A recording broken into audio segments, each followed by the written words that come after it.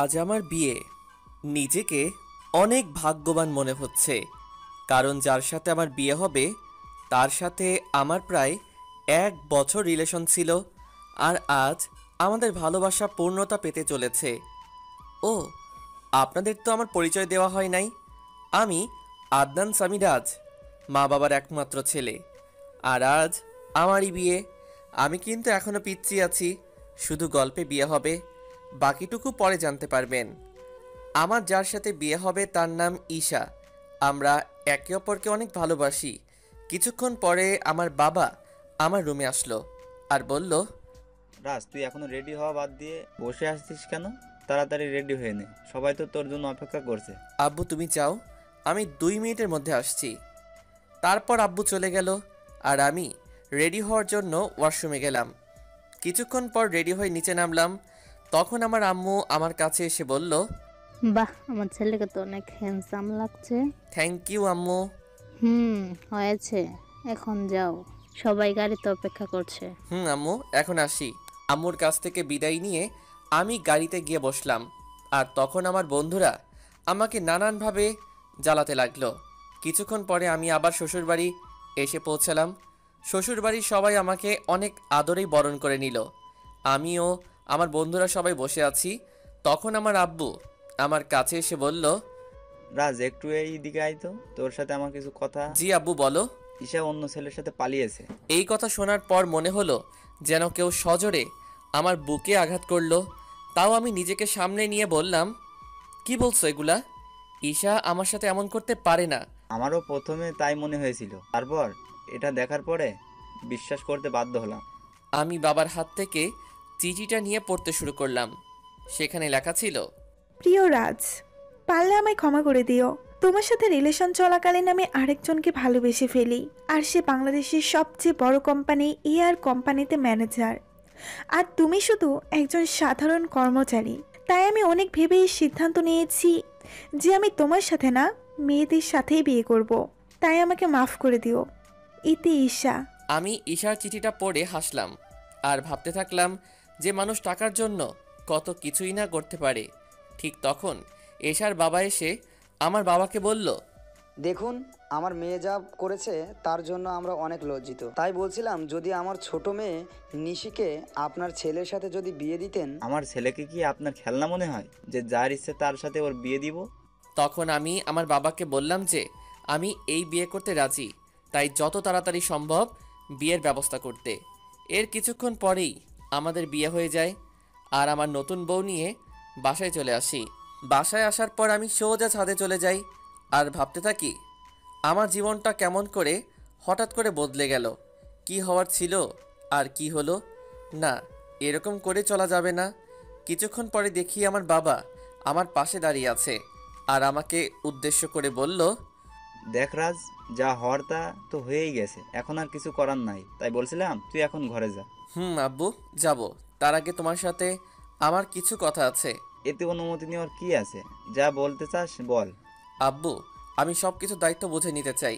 তুমি সব কিছুর ব্যবস্থা করো, আমি 2 দিন পরে সব কিছু শুরু করব। ও, এই কথা। তুই কিছু চিন্তা করিস না, আমি সব কিছুর ব্যবস্থা করছি। এখন তুই রুমে যা, বৌমা সেই অনেকক্ষণ ধরে অপেক্ষা করছে। তারপর আমি আমার রুমের দিকে এগুতে থাকি আর রুমের দরজার কাছে দাঁড়িয়ে ভাবতে থাকি ঢুকবো কি ঢুকবো না। তারপর কিছু না ভেবে ঢুকে পড়ি।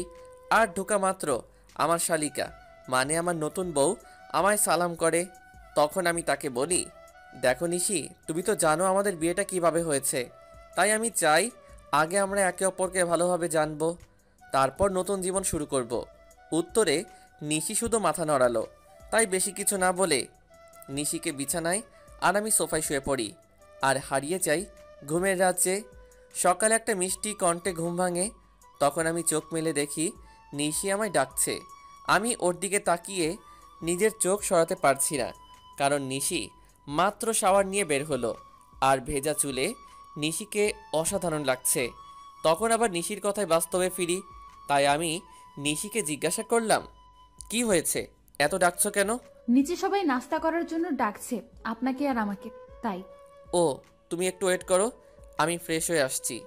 তারপর আমি ফ্রেশ হওয়ার জন্য ওয়াশরুমে যাই আর যখন বের হয় তখন নিশিকে দেখে ক্রাশ খাই, কারণ আমি বের হয়ে দেখি নিশি একটা নীল শাড়ি পরে আছে, তার সাথে হালকা সাজ।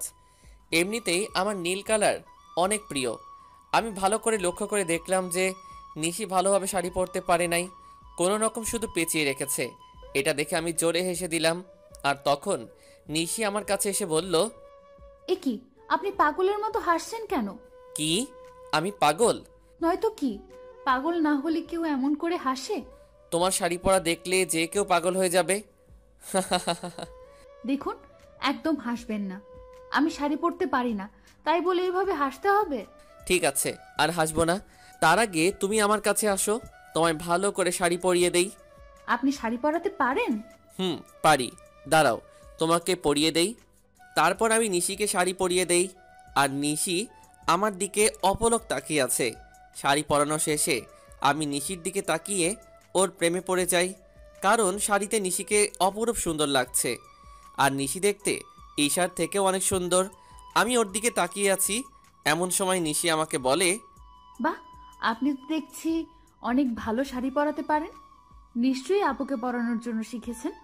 এটা বলেই নিশি নিজের জিহ্বায় কামড় দেয়, কারণ সে ভুল কথা বলে ফেলেছে। আর ঈশার কথা শুনে আমার মন আবার খারাপ হয়ে যায়। তাই আমি নিশিকে বলি, চলো এখন নিচে যাওয়া যাক, সবাই আমাদের জন্য অপেক্ষা করছে। তারপর আমি আর নিশি নিচে যাই। তখন সবাই আমাদের দিকে অবাক হয়ে তাকিয়ে থাকে, কারণ আমিও একটা নীল শেরওয়ানি পরেছি। তারপর আমি আর নিশি খাওয়ার টেবিলে পাশাপাশি বসি। আর খাওয়ার এক পর্যায়ে আমি আব্বুকে বলি, আব্বু, আমি ইয়ামিনের সাথে সব কথা বলে নিয়েছি, আর কাল সকালে আমি আর নিশি কয়েকদিনের জন্য ঢাকায় যাব। বুঝেছি। আর আমিও সব কথা বলে রেখেছি, কালকে সকালে তোদের ঢাকার ফ্লাইট। আমি যা যা বলেছিলাম সব কিছুর অ্যারেঞ্জমেন্ট কি হয়ে গেছে আব্বু? না, সব হয় নাই, তবে আজকের মধ্যে হয়ে যাবে। তারপর আরও কিছু কথা বলে আমি আর নিশি রুমে আসলাম। তখন নিশি আমায় জিজ্ঞাসা করলো যে আমরা কেন ঢাকায় যাব। তাই আমি তাকে বললাম যে এটা আমার তরফ থেকে নিশির জন্য সারপ্রাইজ। আর আমি নিশিকে ব্যাগ গুছিয়ে রাখতে বলি। নিশি আমার কথা মতো নিজের ব্যাগ গুছিয়ে রাখে। অন্যদিকে ঈশা আর মেহেদিও বিয়ে করেছে, আর তারা দুজনই অনেক খুশি। আর তখন মেহেদির ফোনে একটা কল আসে। হ্যালো, কি বলছেন? ও স্যার, আপনি কিছু দরকার আছে নাকি? ওকে স্যার, আমি সব ব্যবস্থা করে দিব। এখন রাখি। কে ফোন করেছিল? আমাদের নিউ সিও ফোন করেছিল আর বলল যে কাল তিনি ও তার ওয়াইফ আসবে ঢাকায়, তাই একটা গ্র্যান্ড পার্টির অ্যারেঞ্জমেন্ট করা হয়েছে। আর সেখানে আমাকে আমার বউকে নিয়ে উপস্থিত থাকতে হবে। ও, চলো এখন ঘুমাতে যাই, কাল আবার অনেক কাজ আছে। তার পরের দিন মেহেদি আর ঈশা পার্টিতে যায়, আর তার পৌঁছানোর কিছুক্ষণ পরে হেলিকপ্টারে করে মেহেদির নিউ বস আসে, আর অফিসের সব স্টাফ তাকে স্বাগতম জানানোর জন্য যায়। আর যখনই নতুন বস ও তার ওয়াইফ হেলিকপ্টার থেকে নিচে নামে, তখন ঈশা প্রচণ্ড রকমের একটা শক খায়, কারণ মেহেদির কোম্পানির নতুন বস অন্য কেউ না, তার প্রাক্তন প্রেমিক রাজ এই কোম্পানির বস। আর তার ওয়াইফ হলো ঈশার আপন বোন নিশি। কিন্তু এটা কিভাবে সম্ভব? রাজ তো ঈশাকে বলেছিল যে সে একজন সাধারণ ঘরের ছেলে, কিন্তু সে এত বড় কোম্পানির মালিক হলো কিভাবে? তারপর আমি আর নিশি হেলিকপ্টার থেকে নেমে আসি, আর দেখি যে ঈশা আমাদের দিকে অবাক চোখে তাকিয়ে আছে। সে হয়তো ভাবছে আমি এখানে কেমন করে আসলাম, আর মালিকই বা কেমন করে হলাম। কারণ আমি ঈশাকে বলেছিলাম যে আমি একটা কোম্পানির সাধারণ একজন কর্মচারী। হেলিকপ্টার থেকে নামার পরে সবাই আমাকে আর নিশিকে নিয়ে ব্যস্ত হয়ে পড়ে। তখন ঈশা আর ওর হাজবেন্ড মেহেদি আমাদের কাছে আসে আর আমাদের স্বাগতম জানায়। তখন ঈশা আমাকে বলে, রাজ, তুমি এখানে কি করো? আর তুমি এআর কোম্পানির সিও হলে কিভাবে? কেন মিস ঈশা, অবাক হচ্ছেন নাকি? এখানে তো অবাক হওয়ার কিছুই নেই, কারণ আমি আপনাকে একবার বলেছিলাম বিয়ের পরে আপনার জন্য একটা বড় সারপ্রাইজ অপেক্ষা করছে। কিন্তু আপনি কি করলেন? আমি ঈশার সাথে কথা বলছিলাম, তখন মেহেদি এসে আমাকে বলল, স্যার, এ হলো ঈশা, আমার ওয়াইফ। 2 দিন হলো আমাদের বিয়ে হয়েছে। Nice to meet you miss Isha. Thank you sir. তা মেহেদি সাহেব, আমি যা যা বলেছিলাম সবকিছুর অ্যারেঞ্জমেন্ট কি হয়েছে? জি স্যার, সব কিছুর অ্যারেঞ্জমেন্ট করা হয়েছে। আপনি কি আগে একটু রেস্ট নেবেন? আমি আর নিশি আগে একটু রেস্ট নিব, তারপরে পার্টিতে জয়েন করব। আর আপনাকে পরিচয় করিয়ে দেই, ইনি হলেন নিশি, আমার ওয়াইফ। হ্যালো ম্যাম, কেমন আছেন? জি, ভালো আছি। তখন আমি ঈশার দিকে লক্ষ্য করে দেখি সে আমার আর ঈশার দিকে অবাক চোখে তাকিয়ে আছে। তাই আমি মনে মনে বলি, এখনো তো কিছুই দেখোনি, দেখতে থাকো কি হয়। তখন মেহেদি আমাকে আর নিশিকে একটা রুমে নিয়ে যায় আর বলে এখানে কিছুক্ষণ রেস্ট নিতে।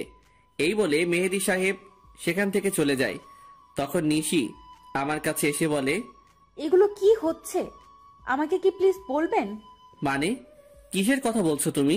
বুঝতে পারছেন না আমি কিসের কথা বলছি? কই না তো। বুঝতে পারছেন না নাকি বুঝতে চাইছেন না? আরে তুমি বোঝাই না বললে কেমন করে বুঝবো? এগুলো কি? আমি তো শুনেছিলাম আপনি একটা কোম্পানির একজন সাধারণ কর্মকর্তা। শুধু আমি না, আমার পুরো পরিবার জানতো যে আপনি একটি কোম্পানিতে কাজ করেন।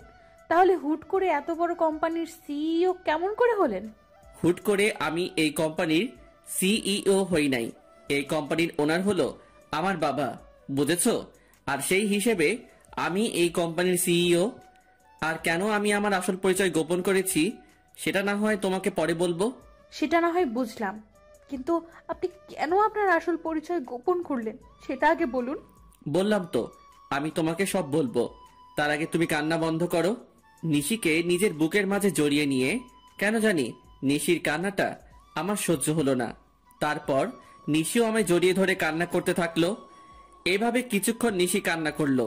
তারপর যখন সে বুঝতে পারলো যে সে আমায় জড়িয়ে ধরে আছে, তখন হঠাৎ করে আমায় ছেড়ে দিয়ে বলল, আমি সরি, আসলে আমি বুঝতে পারি নাই, তাই এমনটা করেছি। আসলে আমি একটু ইমোশনাল হয়ে পড়েছিলাম তো তাই। ইটস ওকে নিশি, তুমি গিয়ে ফ্রেশ হয়ে নাও, আমাদের আবার নিচে পার্টিতে যেতে হবে। তারপর নিশি ওয়াশরুমে ফ্রেশ হতে চলে যায়। কিছুক্ষণ পরে নিশি বাহির হয়। তখন আমি ফ্রেশ হওয়ার জন্য ওয়াশরুমে প্রবেশ করি। আর বের হওয়া মাত্র নিশিকে দেখে টাসকি খাই, কারণ নিশিকে নীল শাড়িতে একদম অপসরীর মতো লাগছে, সাথে হালকা মেকআপ, যা দেখে যে কেউ নিশির প্রেমে পড়তে বাধ্য। আমাকে এভাবে তাকিয়ে থাকতে দেখে নিশি আমার চোখের সামনে তুড়ি বাজিয়ে জিজ্ঞাসা করে, এই যে মিস্টার, এভাবে তাকিয়ে কি দেখছেন? একটা ডানা কাটা পড়ি। নিজের অজান্তেই বলে ফেলি। আর আমার কথায় নিশি বেশ লজ্জা পায়, যা ওর চেহারা দেখে বোঝা যাচ্ছে, কারণ নিশির চেহারা একদম লজ্জায় লাল হয়ে গেছে। তখন আমি বলি, থাক আর লজ্জা পেতে হবে না, এখন তাড়াতাড়ি রেডি হয়ে নাও তো। তখন নিশি আবার রেডি হতে থাকে। আর নিশি যখন লিপস্টিক তার ঠোঁটে দিতে যাবে, তখন আমি তাকে আটকিয়ে বলি যে, তোমাকে এমনি অনেক ভালো লাগছে, এইসব লিপস্টিক আর কোনো দিন দিবা না, ওকে? নিশিও বাধ্য মেয়ের মতো মাথা নাড়ালো। কিছুক্ষণ পরে নিশি আমাকে জিজ্ঞাসা করে যে তাকে কেমন লাগছে। আর আমি তো নিশিকে দেখে ওর প্রায় প্রেমেই পড়ে যাই, কারণ নিশিকে হালকা সাজে একদম পরীর মতো লাগছে। তাই আমি ওর কাছে গিয়ে বলি, সবই ঠিক আছে, শুধু একটা জিনিস ছাড়া। ও, আরে শুনবে তো কি জিনিস? না বললে শুনবো কেমন করে? তোমার গলায় কাজল দেওয়া হয়। তোমাকে কেউ যদি এভাবে দেখে তাহলে সবার নজর লেগে যাবে তো, তাই না? তারপর আমি নিজের হাতে নিশির ঘাড়ে কাজল লাগিয়ে দেই। আর আমার ছোঁয়া পাওয়া মাত্র নিশি কিছুটা কেঁপে ওঠে। আর নিশির এত কাছে গিয়ে আমিও কেমন যেন একটা ঘোরের মধ্যে চলে গেছিলাম। আর নিশিও কিছুটা আমার মতোই হয়ে গেছিল।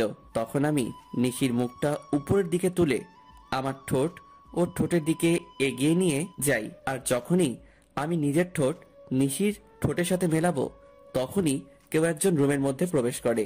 এতে করে নিশি আমার থেকে কিছুটা দূরে চলে যায় আর আমাদের দুজনেরই ঘোরটা কেটে যায়। তাই তখন দেখার চেষ্টা করি যে কে এসেছে, আর তখনই দেখি ঈশা দাঁড়িয়ে আছে। এতে করে আমার রাগটা বেড়ে যায়। তাই আমি ঈশাকে গিয়ে বলি, আপনার কি একটু সাধারণ বুদ্ধিটুকু কি নেই যে একটা সদ্য বিবাহিত দম্পতি রুমে কোনো পারমিশন ছাড়া প্রবেশ করেছেন? আসলে আমি তো জানতাম না ভেতরে কি হচ্ছিল, আর তোমার রুমে ঢুকতে তো আগে কখনো পারমিশন লাগেনি, তাই। ও প্লিজ, আগে কি হয়েছে না হয়েছে I just don't care, but now I am married, so next time knock করে রুমে ঢুকবেন, আন্ডারস্ট্যান্ড? Yes, I understand. কথাটা মনে থাকে যেন। আর কি জন্য এসেছেন সেটা কি জানতে পারি? আমি তোমার কাছে ক্ষমা চাইতে এসেছি, প্লিজ আমাকে মাফ করে দাও। আপনি কিসের জন্য ক্ষমা চাইছেন মিস ঈশা?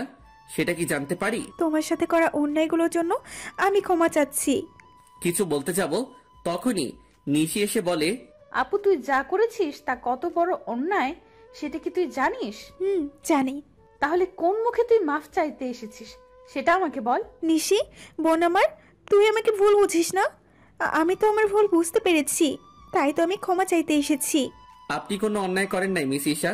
অন্যায় তো করেছি আমি। আপনার মতো একজন প্রতারককে ভালোবেসেছিলাম। এটার চেয়ে বড় অন্যায় আর কি হতে পারে সেটা বলুন তো। আমি আরো কিছু বলতে যাব তার আগে আমার ফোনে একটা কল আসে।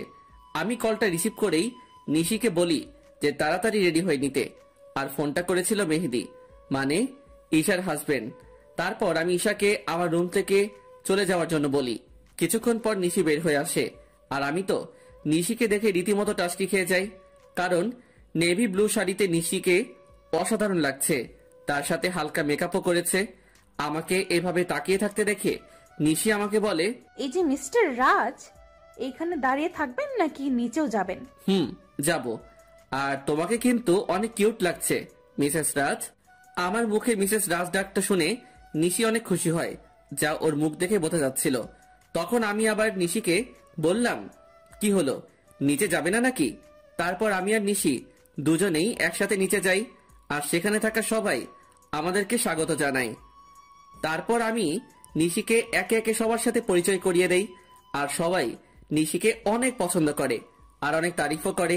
এগুলো দেখে ঈশা অনেকটা জেলাস ফিল করে, কারণ এগুলো ঈশা পাওয়ার কথা ছিল, কিন্তু তার লোভের কারণে সে সবকিছু হারিয়েছে।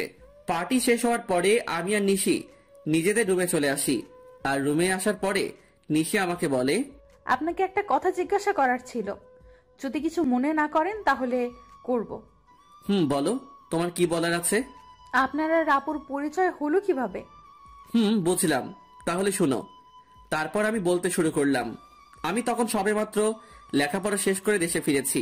তো একদিন আমিও আমার বন্ধুরা মিলে প্ল্যান করলাম কোথাও ঘুরতে যাব, কিন্তু সেটা দেশের ভিতরেই। তাই সবাই মিলে ঠিক করলাম যে সিলেটে যাব। তো সবাই মিলে বেরিয়ে পড়লাম সিলেটের উদ্দেশ্যে। সব ফ্রেন্ড একসাথে যাব, তাই বাসে করে যাচ্ছিলাম। কিন্তু বাসে উঠে বাদে এক বিপত্তি। আমার সব ফ্রেন্ডের সিট এক জায়গায় পড়েছিল, আর আমার সিট পড়েছিল এক মেয়ের সাথে। তাই কিছু করার না থাকায় বাধ্য হয়ে ওই সিটে বসে পড়ি। কিছুক্ষণ পরে যখন মেয়েটি আসে, আমি তার দিকে তাকিয়ে রীতিমতো টাস্টি খাই, কারণ এত সুন্দরী মেয়ে আমি এর আগে কখনো দেখি নাই। মেয়েটি পরেছিল একটা নেভি ব্লু লং 3 পিস, তার সাথে ম্যাচিং জুয়েলারি, সাথে হালকা সাজ। দেখে মনে হচ্ছিল জান্নাতের অপসরী। আমি তার দিকে এক ধ্যানে তাকিয়েছিলাম। আমার এভাবে তাকানো দেখে মেয়েটি বলে ওঠে, এই যে মিস্টার, দেখা শেষ হইলে আমাকে বসার জায়গাটা দিন। মেয়েটি কিছুক্ষণ পরে আমায় জিজ্ঞাসা করে, হাই, আমি ঈশা। আপনার নামটা কি জানতে পারি? আমি রাজ। বাহ, চেহারার সাথে নামেরও মিল আছে। সিলেট যাচ্ছেন নিশ্চয়? আপনি কেমন করে জানলেন? এমন আবল তো জীবনেও দেখি নাই। সিলেটের বাসে করে মানুষ অন্য কোথাও কি যাইতে পারে বলেন তো? এটাই আপনি বুঝবেন না মিস্টার। রাগ তোর বুঝাবুঝি। ও তখন আমি তাকে বললাম যে, আপনি কি একাই যাচ্ছেন নাকি? উত্তরে সে বলল, একা কেন যাব, আমার সাথে তো আপনি আছেন, তাই না? আপনি যদি চান তাহলে সত্যি যেতে পারি। মনে মনে বললাম। কিছু বললেন? কই না তো। ও, আমি মনে করেছিলাম হয়তো কিছু বললেন। না, আমি তো কিছুই বলি নাই। তা সিলেটে কোথায় যাচ্ছেন? এই তো ফ্রেন্ডসদের সাথে ঘুরতে যাইতেছি। আর আপনি?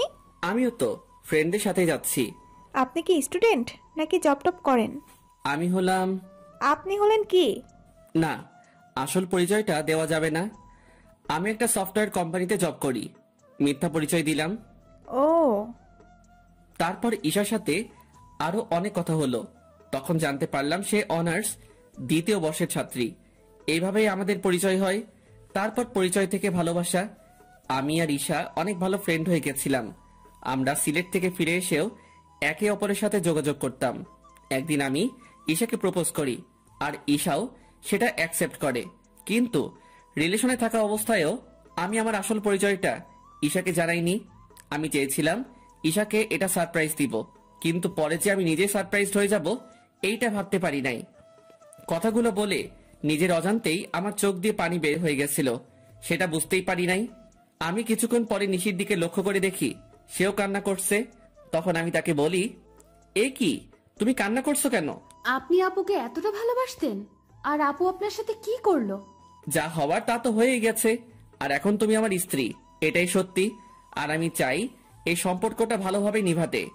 আমি চেষ্টা করব। তার আগে বলেন, আপনি আর কখনো আপুর কথা মনে করবেন না। কথা দিলাম। নিশি আমাকে এভাবে জড়িয়ে ধরবে আমি সেটা ভাবতেও পারি নাই। কেন যেন নিশির এভাবে জড়িয়ে ধরা আমার অনেক ভালোই লাগছে। এই যে মিস, এবার কি আমাকে ছাড়বেন? কথাটি বলা মাত্র নিশি আমাকে ছেড়ে দিল, আর নিশির মুখ একদম লজ্জায় লাল হয়ে আছে। তখন আমি নিশিকে আমার কোলের উপর বসিয়ে ওর চুলে বিলি কেটে দিতে দিতে বললাম, আমাকে ছেড়ে কখনো যাবে না তো? না, কখনোই না। তারপর আমি নিশির কপালে আলতো করে একটা চুমু খেলাম, আর আমার ঠোঁটের ছোঁয়া পাওয়া মাত্র নিশি কেঁপে উঠল। এখন যাও, ফ্রেশ হয়ে আসো। আজ এমনিতেও অনেক ধকল গেছে, আগামীকাল থেকে আমরা নতুন জীবন শুরু করব। আমার কথাই হয়তো কিছুটা লজ্জা পেয়েছে। তারপর নিশি ফ্রেশ হয়ে আসে, আর আমি নিশিকে জড়িয়ে ধরে শুয়ে পড়ি। এই কয়দিনে আমি নিশিকে অনেকটাই ভালোবেসে ফেলেছি। পরের দিন সকালবেলা নিশির আগে ঘুমটা ভেঙে যায়। আমি ঘুম থেকে উঠে যখন বসতে যাব, তখন দেখি নিশি আমার বুকের মাঝে শুয়ে আছে, আর নিশির ঘুমন্ত চেহারাটা অনেক সুন্দর লাগছে। হয়তো সব মেয়েদের ঘুমন্ত চেহারা একরকম হয়, কিন্তু নিশির মতো কারো হয় না। তখন আমি খেয়াল করে দেখি নিশির মুখের উপর কিছুটা চুল এসে পড়েছে, যার কারণে তার ঘুমের সমস্যা হচ্ছে। তাই আমি নিশির মুখের উপর থেকে চুলগুলো সরিয়ে কানের সাথে গুজে দেই। তখনই আমার চোখ আটকে যায় নিশির গোলাপি ঠোঁটের উপর। আমি নিজের অজান্তেই নিশির ঠোঁটে চুমু দিয়ে বসি, আর তখনই নিশি জেগে যায়। আমাকে ওর এত কাছে দেখে নিশি কিছুটা ঘাবড়ে যায়, আর আমি ওকে কিস করেছি এটা বুঝতে পেরে নিশি লজ্জা পেয়ে আমার বুকের মাঝে মুখ লুকিয়ে ফেলে। তখন আমি নিশিকে বলি, এই কি হলো তোমার, আর এমন কেন করছো? আমার মনে হয় লজ্জা করে না। বাবা, এখনই এত লজ্জা? তাহলে রাতে যা হবে তখন কি করবা? যা ফাজিল কোথাকার, মুখে কিচ্ছু আটকায় না। নিশি জানো, তোমার ঠোঁটের স্বাদ কিন্তু সেই রকম। নিশিকে লজ্জা দেওয়ার জন্য। যা। আর আমি বসে বসে ভাবতে লাগলাম, পাগলিটা এই কয়দিনে আমাকে অনেক ভালোবেসে ফেলেছে, আর আমিও ওকে অনেক ভালোবেসে ফেলেছি। কিছুক্ষণ পরে নিশি ওয়াশরুম থেকে বাহির হলো, আর আমি ফ্রেশ হতে চলে গেলাম। আমি ফ্রেশ হয়ে এসে দেখি নিশি চুল বুঝছে। তখন আমি নিশিকে পেছন থেকে জড়িয়ে ধরি, আর নিশি চুলের মধ্যে নাক ডুবিয়ে দেই। এতে নিশি কিছুটা কেঁপে ওঠে। আমি নিশির চুলের গন্ধে কোথায় যেন হারিয়ে গিয়েছিলাম। নিশির ডাকে আমার ঘোর ভাঙলো। নিশি আমাকে বলল, এই যে মিস্টার, অফিসে যাবেন না নাকি? এত সুন্দর বউ রেখে কিভাবে অফিস যাই বলো তো? তার চেয়ে বরং চলো তুমি আর আমি ঘুরতে যাই। সত্যি বলছেন? না, মিথ্যা বলছি। আমার কথা শুনে নিশির হাসি মাখা মুখ নিমিষেই গায়েব হয়ে গেল। তখন আমি বললাম, থাক, আর ঢং করতে হবে না, তাড়াতাড়ি গিয়ে রেডি হয়ে আসুন। আপনি অনেক কিউট বলে আমাকে কিস করে এক দৌড়ে পালালো। আমি তখন মনে মনে বললাম, পাগলি একটা। কিছুক্ষণ পরে নিশি নেভি ব্লু শাড়ি পরে বের হলো, আর সাথে হালকা সাজ। এতে নিশিকে আরো বেশি সুন্দরী লাগছিল। তারপর নিশি আমার কাছে এসে বলে, চলুন, আমি রেডি। চলো। তারপর আমি ম্যানেজারকে ফোন দিয়ে আসতে বলি। ম্যানেজার মানে ঈশার হাজবেন্ড। কিছুক্ষণ পরে ঈশা ও তার হাজবেন্ড আসে, আর আমাকে বলে, স্যার, আপনি যা যা বলেছিলেন সব রেডি। ধন্যবাদ মেহেদি সাহেব। আরে, এতে ধন্যবাদ দেওয়ার কি আছে? মেহেদি সাহেব, আমি আপনাকে একটা জিনিস আনতে বলেছিলাম, সেটা কি এনেছেন? হ্যাঁ স্যার, এনেছি, এই নিন।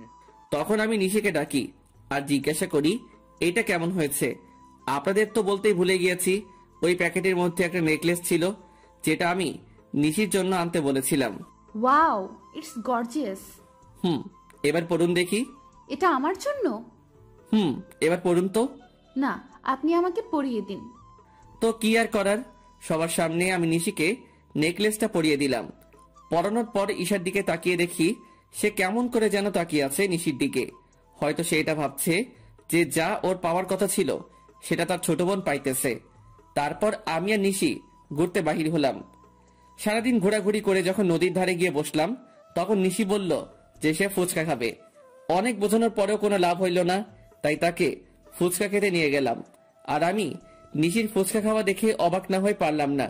মেয়েরা এত ফুচকা কিভাবে খেতে পারে সেটা আল্লাহই ভালো জানে। প্রায় অনেক রাত হয়ে যায় বাসায় ফিরতে। তারপর বাসায় ফিরেই আমি ওয়াশরুমে চলে যাই ফ্রেশ হতে। আমি বের হওয়ার পরে নিশি ঢুকে। কিছুক্ষণ পরে নিশি বাহির হয়।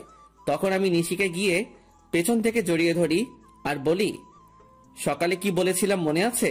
নিশি উত্তরে শুধু মাথা নাড়ালো। তাহলে শুরু করা যাক। আমি কি নিষেধ করেছি নাকি? আমি নিশির শাড়ি পেয়ে ওকে কোলে তুলে নেই আর বিছানায় গিয়ে রাখি। তারপর আমি নিশির গলায় আস্তে করে কয়েকটা কিস করি। এতে নিশির নিঃশ্বাস আস্তে আস্তে ঘন হতে থাকে। তারপর আমরা দুজন হারিয়ে যাই ভালোবাসার অতলে। আর কিছু কমু না, লজ্জা লাগে। পরের দিন সকালে নিশির ডাকে আমার ঘুম ভাঙে। নিশি মাত্র গোসল করে এসেছে আর ওকে দেখতেও অসাধারণ লাগছে। তাই আমি নিশিকে এক টানে আমার বুকের উপর নিয়ে আসি। তখন নিশি বলে, সারা রাত দুষ্টামি করেও হয় নাই, এখন আবার শুরু করেছেন? তাড়াতাড়ি রেডি হয়ে অফিস যান। ওকে বাবা, আমি যাইতেছি। তার আগে একটা কিস দাও। একটা দিলে যাবেন? যাবো। তারপর নিশি আমাকে একটা কিস দেয় আর আমিও উঠে ফ্রেশ হয়ে অফিসে চলে যাই। কিছুদিন পরে আমি আর নিশি আমাদের বাসায় চলে আসি আর সেখান থেকেই অফিস শুরু করি। খুনসুটি ভালোবাসায় আমাদের দিন খুব ভালোই চলছিল, কিন্তু একদিন হঠাৎ করে সবকিছু এলোমেলো হয়ে যায়। দেখতে দেখতে আমার আর নিশির বিয়ের 3 মাস পার হয়ে গেছে। আর এই 3টা মাসের মধ্যে নিশি একদিনও আমার বুকে মাথা না দিয়ে ঘুমায় না। এই 3 মাসে আমার দুজনকে অনেক বেশি ভালোবেসে ফেলি। সকালে আমি অফিসের জন্য রেডি হচ্ছিলাম, তখন নিশি এসে আমাকে পেছন থেকে জড়িয়ে ধরে আর বলে, আজ অফিস থেকে একটু তাড়াতাড়ি আসবেন কেমন? আজ আপনার জন্য একটা সারপ্রাইজ আছে। কি সারপ্রাইজ গো বউ? এখন বলা যাবে না, আগে অফিস থেকে ফিরুন, তারপর বলবো। ওকে, এবার আমার কাছে আসো তো, তোমায় একটু আদর করে নেই। সবসময় দুষ্টুমি, তাই না? না গো বউ, তুমি জানো না, তোমায় আদর না করে গেলে আমার দিন ভালো যায় না। তাই এখন আর কোনো কথা না বলে আমার কাছে আসো। তারপর নিশি আমার কাছে আসলো আর আমি নিশির ঠোঁট জোড়া আমার দখলে নিয়ে নিলাম। প্রায় 5 মিনিট পরে ছাড়লাম। তারপর আমি নিশিকে বললাম, আমি এখন আসি। আপনি খুব স্বার্থপর। কেন গো, আমি আবার কি করলাম? আপনি তো ঠিকই আপনার ভাগের আদরটা নিলেন আর আমার পাওনাটা না দিয়েই চলে যাচ্ছেন। ও কি বোঝাতে চাইছে সেটা আমি বুঝতে পেরে আমি নিশিকে আমার কাছে ডাকি, কিন্তু সে আসবে না মহারানী বলে। নিশি বাবু, আমার কাছে আসো। আমি কোনো বাবু নই, আর নিশি রাগ করেছে, তাই কারোর সাথে কথা বলবে না। ও তাই?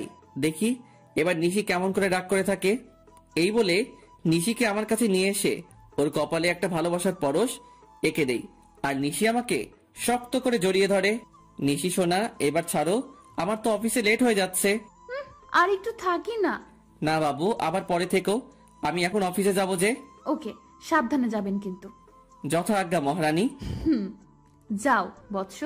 উফ, এই হাসিটার জন্য আমি সব করতে পারি। এই যে মিস্টার, এবার যান। বাই। তারপর আমি অফিসে চলে আসি, কিন্তু অফিসেও মন বসছে না, তাই নিশিকে ফোন দিলাম। অপরদিকে নিশি ভাবছে, আজ যখন ও জানতে পারবে যে ও বাবা হতে চলেছে, তখন কতই না খুশি হবে। আমার যে আর অপেক্ষা সহ্য হচ্ছে না, মন চাইছে ওকে এখনই গিয়ে বলে আসি। নিশি এগুলো ভাবছিল, এমন সময় ওর ফোন বেজে ওঠে আর নিশি ফোনের স্ক্রিনে তাকিয়ে দেখে আমি ফোন দিয়েছি। তাই সে তাড়াতাড়ি ফোনটা রিসিভ করে আর বলে, কি হলো বর, এত জলদি আমার কথা মনে পড়ে গেল?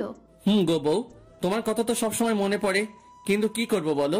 কিছুই করতে হবে না, আপনি শুধু আজ তাড়াতাড়ি বাসায় আসবেন, তাহলেই হবে। আর এখন কাজ করেন তো। ওকে আমার সুইট বউ, এখন রাখি। ওকে মিস্টার বর, বাই। নিশির সাথে কথা বলার পর আমি কিছু জরুরি কাজ সেরে ফেলি আর দেখতে দেখতে বিকেল হয়ে যায়।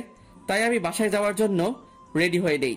আর তখনই অফিসের পিয়ন এসে আমাকে একটা পার্সেল দিয়ে যায় আর ওই পার্সেলটি খোলার পর আমার পায়ের তল থেকে মাটি সরে যায়।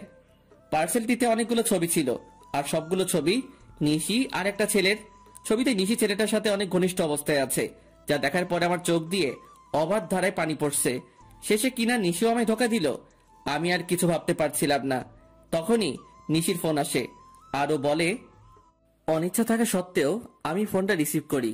আর তখনই নিশি বলতে শুরু করলো, আপনি কখন বাসায় আসবেন?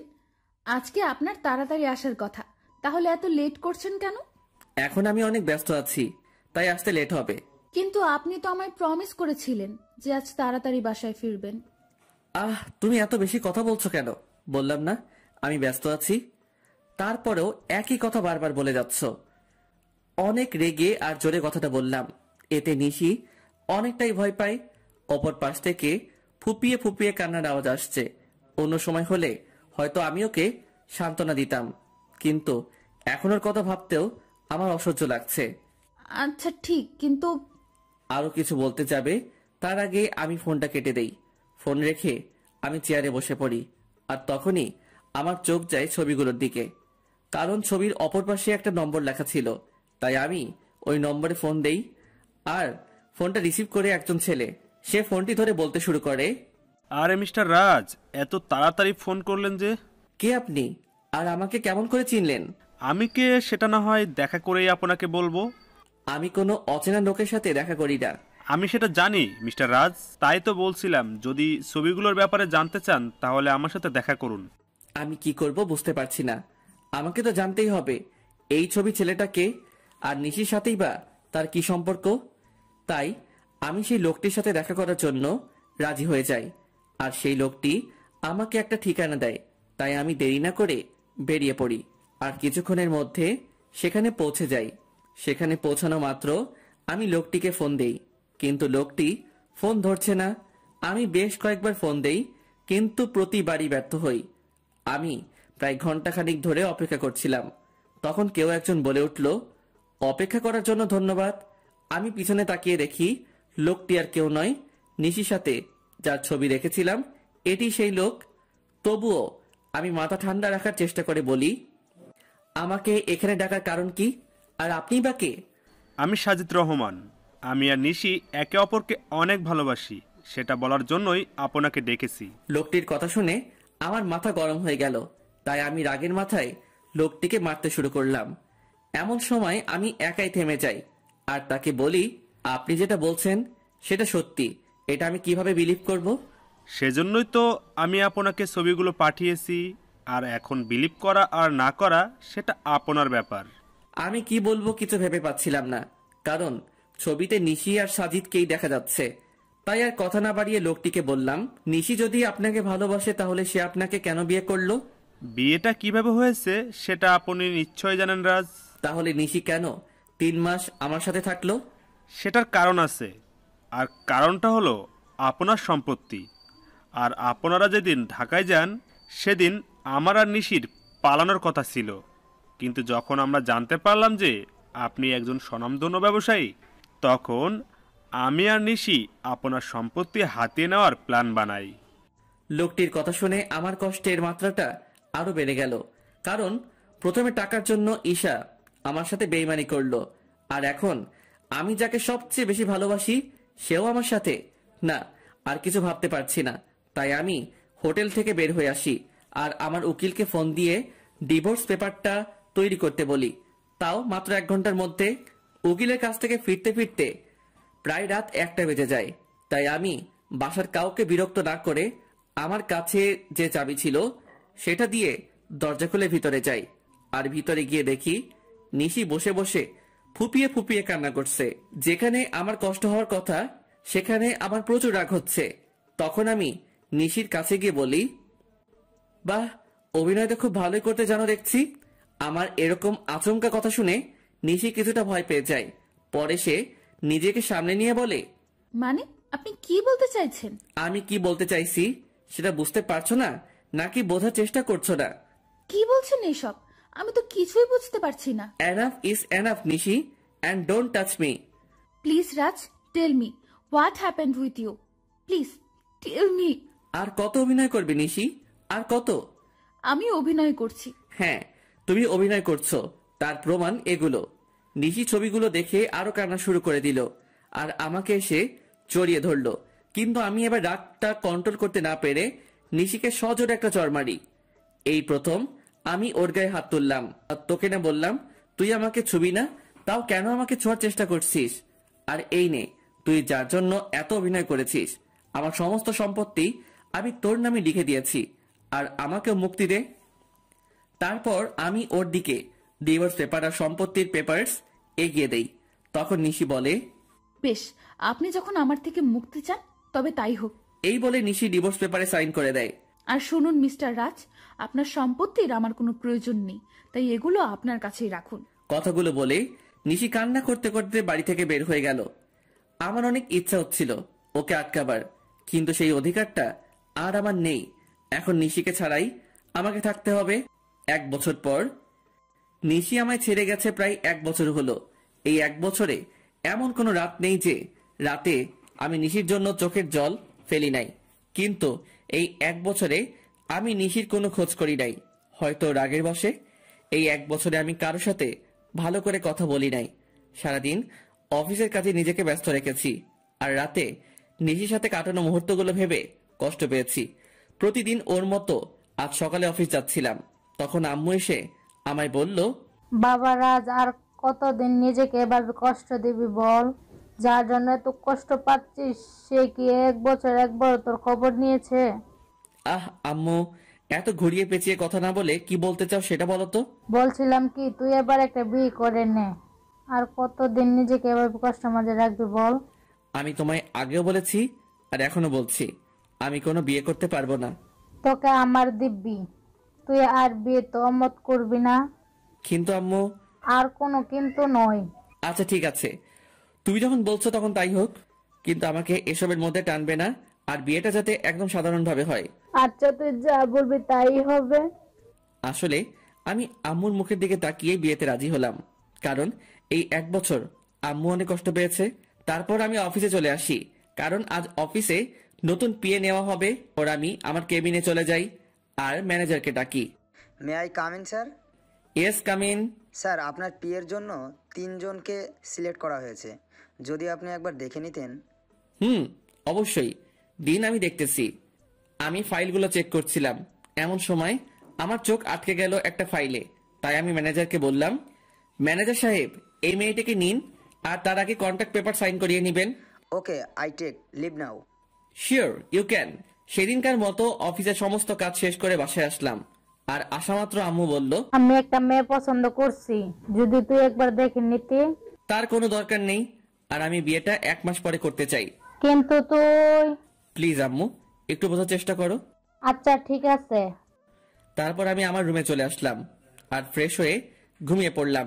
যদিও জানি ঘুম আসবে না, তবুও ঘুমানোর ব্যর্থ চেষ্টা করলাম, কারণ এখন রাতে আর ঘুম আসে না। যদিও আসে, তাও নিশির সাথে কাটানো মুহূর্তগুলো মনে হয় ভেঙে যায়। কোনোভাবে রাতটা পার করলাম। পরের দিন সকালে ঘুম থেকে উঠে ফ্রেশ হয়ে অফিসে চলে আসলাম। এসে দেখি আমার নিউ পিএ এখনো অফিস আসে নাই। তাই ম্যানেজারকে বলে আসলাম সে আসলে আমার সাথে দেখা করতে বলতে। তারপর আমি আমার কেবিনে চলে গেলাম। কিছুক্ষণ পরে কেউ আমার কেবিনের দরজা নক করলো, তাই আমি পেছন ফিরে বসলাম। May I come in sir? Yes, come in. আসলে স্যার, আমি আসার সময় জেমে আটকা পড়ে গেছিলাম, তাই আসতে লেট হইল। কিন্তু স্যার, আর কোনো দিন লেট হবে না। তাই বুঝি। এবার ওর দিকে ফিরে তাকালাম, আর সে আমাকে দেখে ভূত দেখার মতো চমকে উঠল। মনে হয় সে আমাকে এখানে আশা করে নাই। আ- আ- আপনি এখানে? আমি। অন্য কারো থাকার কথা ছিল বুঝি, মিস নিশি? আপনাদের তো বলাই হয়নি আমার পিএ হলো নিশি। এটা তো আপনার অফিস না, তাহলে এখানে কেমন করে আসলেন? আপনার বোধহয় কোথাও ভুল হচ্ছে, কারণ এই অফিসের ওনার আমি। হয়তোবা হতে পারেন, তবে আমি এই অফিসে জব করতে পারবো না। কথাগুলো বলেই নিশি চলে যাচ্ছিল, তাই আমি ওকে থামিয়ে বলি, excuse me miss Nishi, without my permission আপনি যেতে পারবেন না। What the hell are you talking? আমি ঠিক কথাই বলছি। আর এইটা দেখুন, 2 বছরের আগে আপনি এই কোম্পানি ছাড়তে পারবেন না, আর যদিও ছাড়তে চান তাহলে আমার পারমিশন নিতে হবে। কিন্তু আমি এই মুহূর্তে আপনাকে পারমিশন দিচ্ছি না, সো আপনি এখন যেতে পারেন। প্রয়োজন পড়লে আমি আপনাকে ডেকে নিব। Okay sir. তারপর নিশি ওর কেবিনে চলে যায়। আমার আর ওর কেবিন প্রায় পাশাপাশি, তাই আমি ওকে দেখতে পাচ্ছিলাম। অন্যদিকে নিশি নিজের কেবিনে এসে ভাবে, কেন যে সেদিন সাইন করার আগে কন্ট্রাক্ট পেপারটা ভালোভাবে পড়ে নিলাম না, আর উনি কেন আবারও আমার সামনে আসলেন। ভালোই তো ছিলাম এই 1 বছর ওনাকে ছাড়া। এমন সময় নিশির ফোনে কল আসে, আর ফোনটা ধরা মাত্র নিশি কিছুটা বিচলিত হয়ে যায়। ফোনের ওপাশ থেকে কেউ কিছু হয়তো বলল। আমি বসে আমার কাজ করছিলাম, এমন সময় নিশি আমার কেবিনে আসে আর বলে, স্যার, একটা কথা বলার ছিল। বলেন। আসলে স্যার, আজকে আমায় একটু তাড়াতাড়ি ছুটি দিবেন প্লিজ। কেন, ছুটি কি করবেন? আসলে বাসায় একটু প্রয়োজনীয় কাজ আছে, তাই। কি প্রয়োজনীয় কাজ শুনি? আসলে স্যার, নিশি কিছু দোকাতে চাইছিল, আমার কারণে সে বলে উঠল, স্যার আমার বাসায় আমার বাচ্চা অসুস্থ হয়ে গেছে, তাই আমার ছুটি প্রয়োজন। এখন ছুটি দেওয়া না দেওয়া সেটা আপনার ব্যাপার, কারণ আপনি এখানকার বস, আপনি চাইলেই সব করতে পারেন। নিশির মুখে বাচ্চার কথা শুনে আমার চারপাশটা কেমন যেন অন্ধকার হয়ে আসছিল। নিঃশ্বাস নিতেও কষ্ট হচ্ছিল। তবুও নিজেকে সামলে নিয়ে বললাম, ওকে, আপনি যেতে পারেন, তবে কাল থেকে সময় মতো অফিসে আসবেন। যদিও কথাগুলো বলতে কষ্ট হচ্ছিল। তারপর নিশি চলে গেল, আর আমি চেয়ারের সাথে হেলান দিয়ে ভাবতে লাগলাম যে নিশি একসময় আমাকে ছাড়া কিছু বুঝতো না, সে এখন নিজের বাচ্চা নিয়ে ব্যস্ত। তবে আমি কেন একা কষ্ট পাবো? নিশি যখন পেরেছে আমাকে ছেড়ে থাকতে, নিশি যদি আমাকে ছাড়া থাকতে পারে, তবে আমি কেন পারবো না? এসব ছাইপাশ ভাবতে ভাবতেই বিকেল হয়ে যায়। তাই আমি আর বেশি না ভেবে অফিস থেকে বেরিয়ে পড়ি আর সোজা বাসায় চলে আসি। আমাকে এত তাড়াতাড়ি বাসায় ফিরতে দেখে আম্মু আমার কাছে আসে আর বলে, কিরে বাবা, আজ এত তাড়াতাড়ি বাসায় আসলি যে? শরীর ঠিক আছে তো? আম্মু, আমার কিছুই হয়নি, অফিসে মন বসছিল না, তাই তাড়াতাড়ি চলে আসলাম। ওহো আচ্ছা, তুই ফ্রেশ হয়ে আয়, আমি তোর খাবার রেডি করছি। আম্মু, আমার তোমাকে কিছু বলার আছে। আগে ফ্রেশ হয়ে আয়, তারপর। তাই আমি আর কোনো কথা না বাড়িয়ে ফ্রেশ হতে নিজের রুমে চলে যাই। তারপর ফ্রেশ হয়ে নিচে এসে দেখি আম্মু খাবার নিয়ে আমার জন্য অপেক্ষা করছে। তাই আমি গিয়ে বসে পড়ি আর আম্মুকে বলি, আম্মু, তুমি পরশুদিন বিয়ের কথা বলছিলে না? আমি রাজি, তবে বিয়েটা 1 সপ্তাহের মধ্যে হওয়া চাই। এটা তো খুশির খবর, তবে 1 সপ্তাহের মধ্যে বিয়েটা কিভাবে দিব বল? আমি এত কিছু শুনতে চাই না, আমি যেটা বলেছি সেটাই হবে। আচ্ছা, তুই যখন চাচ্ছিস তখন তাই হবে। তারপর আমি খাওয়া দাওয়া করে নিজের রুমে চলে আসি। আর আজ কেন জানি কষ্টটা একটু বেশি মনে হচ্ছে। হয়তো এই কষ্টটা নিশির জন্যই হচ্ছে, কিন্তু এখন আর কিছুই করার নেই, কারণ নিশি তার পরিবার নিয়ে ব্যস্ত আছে। না, আর কষ্ট পেলে চলবে না। তারপর কখন যে ঘুমিয়ে পড়েছি বুঝতেই পারি নাই। পরের দিন সকালে রেডি হয়ে খাবার টেবিলে বসেছিলাম, এমন সময় আম্মু এসে বলল, আমি মেয়ের বাবার সাথে কথা বলছি, তারা বলছে তাদের কোনো সমস্যা নেই, তবে তুই যদি একবার মেয়ের সাথে দেখা করে নিতি তাহলে। দেখো আম্মু, আমি তোমায় আগেও বলেছি যে এই বিয়েটা আমি শুধু তোমার কথাই করছি, তাই আমাকে আর এর মধ্যে জড়িও না। আচ্ছা ঠিক আছে, তাহলে আজ থেকে বিয়ের অ্যারেঞ্জমেন্ট শুরু করতে হবে, কারণ হাতে তো বেশি সময় নেই। তোমরা যা বুঝো তাই করো। আমি এখন অফিসে গেলাম। তারপর আমি অফিসে চলে আসি। অফিসে আসা মাত্র সবাই আমাকে কংগ্রেস জানাতে থাকে। মনে হয় আম্মুই বিয়ের ব্যাপারে সবাইকে জানিয়েছে। তাই আমি আর কিছু না ভেবে নিজের কেবিনে চলে আসি। আর এদিকে অফিসে সবাই মিষ্টি খাচ্ছে আমার বিয়ে উপলক্ষে। এমন সময় নিশি অফিসে আসে আর আমার এক স্টাফ নিশিকে মিষ্টি খাওয়াই দেয়। তাই নিশি বলে, আরে আগে বলবে তো এটা কিসের মিষ্টি? আমাদের স্যারের বিয়ে ঠিক হয়েছে, তাই আমার বিয়েটা সামনের সপ্তাহেই হবে। আমার বিয়ের কথা শুনে নিশির পুরো পৃথিবীটাই যেন উল্টে যায়। তার ইচ্ছা করছিল কান্না করতে, কিন্তু সবার সামনে সে কান্না করতে পারছিল না। তাই সে বলল, এ তো খুশির খবর। এ কি নিশি, তুমি কান্না করছো নাকি? তোমার চোখে পানি কেন? কই, কান্না করব কেন? আসলে চোখে কি যেন পড়েছে। নিশি ওয়াশরুমে যাওয়ার বাহানায় সেখান থেকে চলে আসে আর ওয়াশরুমে গিয়ে কান্না শুরু করে আর বলতে থাকে, কি এমন অন্যায় করেছিলাম যার জন্য আমি আমার ছেলে এত শাস্তি পাচ্ছি? এখন তো আমার ছেলের বাবা থাকতেও অনাথ। ম্যাডাম, মেহমেদ বাবুর তো জ্বর আরো বেড়েছে, আমি কি করব কিছুই বুঝতে পারছি না। তুমি বাবুকে একটু ঘুম পাড়ানোর চেষ্টা করো, আমি কিছুক্ষণ পর আসছি। নিশি তার বুয়ার সাথে কথা বলছিল। এমন সময় আমি নিশিকে ডেকে পাঠাই। তখন নিশি এসে বলে, may I come in sir? Yeah, coming. Sir আমাকে ডেকেছিলেন? তুমি মনে হয় স্টাফদের কাছ থেকে শুনেছো, তবুও তোমায় বলছি, নেক্সট উইক আমাদের বিয়ে। স্যার শুনেছি। কথাটি বলার সময় নিশি গলাটা ধরে আসছিল আর ওর চোখের কোণায় পানিও জমতে শুরু করেছিল, যা আমার চোখ এড়াই নাই। আমি যাচ্ছি, আমার বিয়ের সকল অ্যারেঞ্জমেন্ট তুমি করো, যদি তোমার আপত্তি না থাকে। না স্যার, আমার কোনো আপত্তি নেই, আর আমি তো আপনার বিয়ে, এগুলো করা আমার কর্তব্য। তাহলে কাজে লেগে পড়ুন। আমাকে যত কষ্ট দিয়েছ তার চেয়ে বেশি কষ্ট আমি তোমায় দিব নিশি। হঠাৎ আমার ফোনটি বেজে ওঠে, দেখি আম্মু ফোন করেছে। তারপর আমি ফোনটা রিসিভ করি আর আম্মুর সাথে কথা বলা শেষ করে নিশিকে বলি, মিস নিশি, আমার সাথে চলুন। কোথায় স্যার? এত প্রশ্ন না করে চলুন তো। তারপর আমি আর নিশি অফিস থেকে বেরিয়ে আমার গাড়িতে গিয়ে বসি। আর তখন দেখি নিশি পেছনের সিটে গিয়ে বসছে। তাই আমি তাকে বলি, আমাকে দেখে কি আপনার ড্রাইভার মনে হয় নাকি? তা কেন মনে হবে? তাহলে তুমি পিছনে কেন বসছো? তারপর নিশি সামনের সিটে এসে বসলো আর আমি গাড়ি ড্রাইভ করা শুরু করলাম। কিছুক্ষণ পরে গাড়ি একটা রেস্টুরেন্টের পাশে দাঁড় করালাম আর নিশিকে বললাম, চলো ভেতরে। আমরা এখানে কেন আসলাম? আমি ওর প্রশ্নের জবাব না দিয়ে ভেতরে ঢুকে গেলাম আর পেছন ফিরে দেখি নিশিও আসছে। আমি রেস্টুরেন্টে ঢোকার পরে একটা মেয়ে এসে আমাকে জড়িয়ে ধরে আর আমিও নিশিকে দেখিয়ে মেয়েটিকে জড়িয়ে ধরি। আর নিশির দিকে তাকিয়ে দেখি ও এখনই কান্না করে দিবে এমন অবস্থা। তারপর আমি বলি, নিশি, এ হলো মায়া, আমার বাগদত্তা। আর মায়া, এ হলো নিশি, আমার পিয়ে। আমার মুখে নিশি হয়তো পিয়ে শব্দটা আশা করেনি। আর মায়ার পরিচয় পাওয়ার পর নিশি এবার আর নিজের চোখের জল আটকে রাখতে পারে নাই, যার কারণে ওর চোখ থেকে অবাধ ধারায় জল পড়তে থাকে। আর আপনারা হয়তো ভাবছেন মায়া এখানে কেমন করে আসলো আর আমি বা ওকে কেমন করে চিনলাম। তাহলে শুনুন, আমি যখন অফিসে ছিলাম তখন আম্মু ফোন দেয় আর বলে মায়ার সাথে দেখা করার কথা। যদিও আমি প্রথম দিকে আম্মুকে নিষেধ করে দেই যে আমি মায়ের সাথে দেখা করব না, কিন্তু পরে আমার নিশির কথা মনে হয়, তার সাথে মনে হয় ওর ধোকা দেওয়ার কথা। তাই আমি মায়ার সাথে দেখা করতে রাজি হয়ে যাই আর আমার সাথে নিশিকেও নিয়ে আসি। তো গল্পে ফেরা যাক। মায়ার পরিচয় দেওয়ার পর আমি নিশির দিকে তাকাই, তখন দেখি নিশির চোখ দিয়ে জল গড়িয়ে পড়ছে। কেন জানি নিশির চোখেতে জল আমার সহ্য হচ্ছিল না। তাই আমি ওকে বলি, Nishi, are you okay? Yes sir, I am. তাহলে তোমার চোখে জল কেন? কই না তো, আসলে স্যার প্রচুর গরম পড়েছে তো, তাই এমন মনে হচ্ছে। স্যার আপনারা বসুন, আমি ওয়াশরুম থেকে ফ্রেশ হয়ে আসছি। তারপর নিশি ওয়াশরুমে চলে যায়। ওয়াশরুমে গিয়ে নিশি জোরে জোরে কান্না করতে থাকে, কিন্তু তার এই কান্না দেখার কোনো মানুষ সেখানে উপস্থিত ছিল না, তাই হয়তো সে কান্না করতে পারছিল। নিশি কান্নাজড়িত কণ্ঠে বলছিল,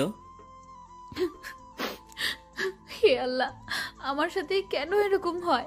ভালোই তো ছিলাম আমি ওকে ছাড়া, তবু কেন ওকে আবার আমার জীবনে ফিরিয়ে আনলে? যখন আনলে তাহলে কেন অন্য কারো হয়ে যাচ্ছে? আমি আর আমার বাচ্চা তো ভালোই ছিলাম ওকে ছাড়া, তবু কেন হচ্ছে এমনটা?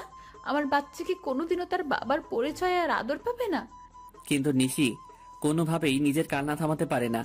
কিন্তু সে তার বাচ্চার কথা ভেবে নিজেকে শক্ত করে আর বোঝায় তার বাবুর জন্য হলেও নিজেকে শক্ত রাখতে হবে। প্রায় আধা ঘন্টা পরে নিশি ওয়াশরুম থেকে বের হয় আর রাজ তার চেহারা দেখে রীতিমতো ভয় পেয়ে যায়, কারণ তার চোখগুলো লাল হয়ে আছে, তার সাথে ফুলেও আছে। তার মানে নিশি এতক্ষণ কান্না করছিল, কিন্তু নিশির কান্না করার তো কোনো কারণ এখানে নেই। তবু সে কেন কান্না করছিল আমি কিছুই বুঝতে পারছিলাম না। তখন নিশি আমাদের কাছে আসলো আর চেয়ারে বসে পড়ল আর আমি রেস্টুরেন্টের একজন স্টাফকে ডেকে খাবার অর্ডার করলাম। কিছুক্ষণ পর খাবার আসলো।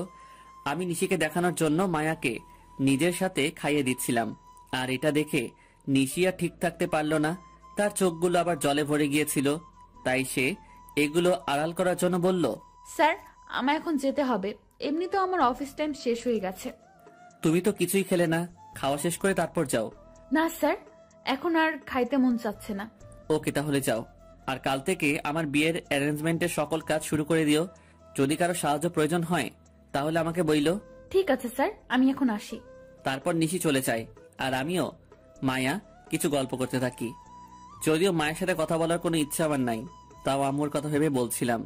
অন্যদিকে নিশি বাড়িতে গিয়ে নিজের ছেলেকে জড়িয়ে ধরে কান্না শুরু করে দেয় আর বলতে থাকে, তোর বাবা খুব পচা, আমাকে একটুও বিশ্বাস করে না, এমনকি তোকেও ভালোবাসে না। তাই তো আজ অন্য একটা মেয়েকে নিজের হাতে খাইয়ে দিচ্ছিল, কিন্তু একদিন আমাকে বলেছিল আমাকে ছাড়া আর কোনোদিন কোনো মেয়েকে টাচ করবে না। আমি আর মায়া কিছুক্ষণ গল্প করার পরে রেস্টুরেন্ট থেকে বের হয়ে আসি আর মায়া তার গাড়িতে করে বাসায় চলে যায়। আমি যখনই নিজের গাড়িতে উঠতে যাব তখনই কেউ আমার নাম ধরে ডাক দেয়। পেছন ফিরে দেখি নিশির বেস্ট ফ্রেন্ড মিম। তাই আমি তাকে বলি, কেমন আছো মিম, আর দেশে কবে ফিরলে? ভালো আছি ভাইয়া, আর কিছুদিন হলো দেশে ফিরেছি। নিশি কেমন আছে? আর ওকে আমি ফোন দেই, কিন্তু ওর ফোন বন্ধ দেখায় কেন? নিশি কেমন আছে সেটা নিশি হয়তো ভালো জানে। আপনার কথা মানে বুঝলাম না। আর নিশি তো আপনার স্ত্রী, তাহলে কেমন সেটা আপনি জানাবেন না কেন? নিশি আমার স্ত্রী ছিল, কিন্তু এখন নেই। কি বলছেন এগুলো? কি আমি তো কিছুই বুঝতে পারছি না। এখানে না বোঝার তো কিছুই নেই, মানে আমি আর নিশি আলাদা হয়ে গেছি। কিন্তু কেন? আপনারা তো দুজন দুজনকে ভালোবাসেন। শুনতে চাও কেন? তাহলে শুনো। তারপর আমি 1 বছর আগের সকল ঘটনা মিমকে বলি, আর ওই ছবিগুলো মিমকে দেখাই। আর মিম এগুলো দেখে আমায় যে কথা বলে সেগুলো শুনে আমার পুরো শরীরটা কাঁপতে থাকে। আমি কিভাবে এমনটা করতে পারলাম এগুলো ভেবেই কান্না চলে আসে আমার। আর মিম আমায় যে কথাগুলি বলে তা হলো, আপনি কি জানেন ছেলেটা কে? ছেলেটার নাম সাজিদ, এবং নিশি আর সাজিদ একে অপরকে ভালোবাসে। না, আপনি যেটা জানেন সেটা সত্যি নয়। সত্যিটা আমি আপনাকে বলছি। তারপর মিম আমাকে সাজিদের ব্যাপারে সব কথাগুলো বলল, যা শোনার পর নিজেকে বড় অপরাধী মনে হচ্ছিল। মিম বলল যে আমি আর নিশি একই ভার্সিটিতে পড়তাম আর একই ডিপার্টমেন্টে, যার কারণে আমার আর ওর মধ্যে খুব ভালো বন্ধুত্ব হয়ে যায়। আমরা দুজন সব সময় একসাথে থাকতাম। একদিন আমি আর নিশি ভার্সিটি ক্যাম্পাসে বসেছিলাম, তখন একটা ছেলে এসে নিশিকে প্রপোজ করে, কিন্তু নিশি তাকে না বলে দেয়। আমি এর কারণ জানতে চাইলে নিশি জবাবে বলে যে তার ভালোবাসা শুধু তার বরের জন্য। তাই আমি নিশিকে আর কিছুই আজ করিনি। তারপর কি হলো? ওই ছেলেটির নামই ছিল সাজিদ, কিন্তু নিশি মানা করার পরেও সে নিশির পিছু ছাড়ে নাই। তাকে প্রতিদিন বিরক্ত করত, কিন্তু নিশি কিছুই বলতো না।